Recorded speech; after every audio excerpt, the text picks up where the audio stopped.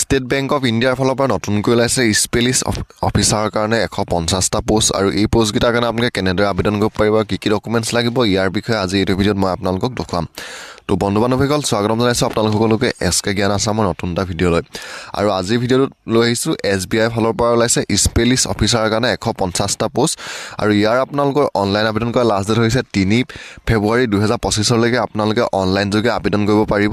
আৰু পোষ্টকেইটা ওলাইছে আপোনালোকৰ trade finance officer MMGS grade 2ৰ কাৰণে আৰু ইয়াৰ আপোনালোকৰ অনলাইন যোগে এপ্লাই কৰিব লাগিব আৰু কেটেগৰী ৱাইজ ভেকেন্সিটো হ'ল SCৰ কাৰণে আছে আপোনালোকৰ 24টা STৰ কাৰণে আছে 11টা OBCৰ কাৰণে আছে 38টা EWSৰ কাৰণে আছে 15টা আৰু URৰ কাৰণে আছে 62টা আপোনালোকৰ এই পদকেইটাৰ দৰমহাটো থাকিব 64820 টকাৰ পৰা আপোনালোকৰ 93660 টকালৈকে বয়সৰ ক্ষেত্ৰত ধৰি দিছে 23ৰ পৰা 32 বছৰলৈকে আবেদন কৰিব পাৰিব আৰু যদিহে আপোনালোকে 23ৰ পৰা 32লৈকে আবেদন কৰিব পাৰিব আৰু আপোনালোকৰ কোৱালিফিকেশ্যনটো ইয়াত ধৰি দিছে গ্ৰেজুৱেশ্যন কৰা হ'ব লাগিব আপোনালোকে graduation any discipline from government recognized University of Institute AND certificate in forex by IIBF তো আপোনালোকৰ IIBF ৰ সাৰ্টিফিকেটখনো লাগিব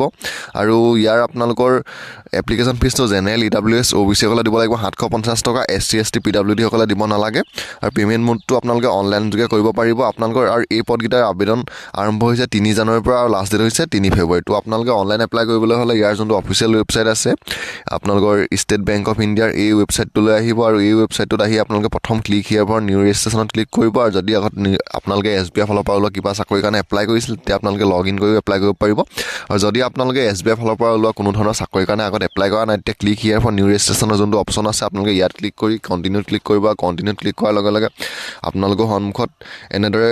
আপোনালোকৰ যোনখন অনলাইন ৰেজিষ্ট্ৰেশ্যনৰ ফৰ্ম হয় SBI সেই ফৰ্মখন আহি যাব তো ইয়াত প্ৰথম ফাৰ্ষ্ট নেমত আপোনাৰ প্ৰথম ফাৰ্ষ্ট নেমটো দিব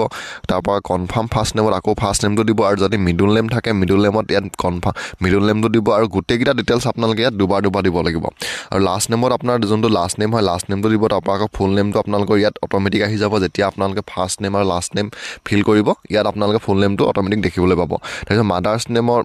ফুল নেমটো আপোনালোকে ইয়াত দিব লাগিব তাৰপিছত মোবাইল নাম্বাৰটো দিব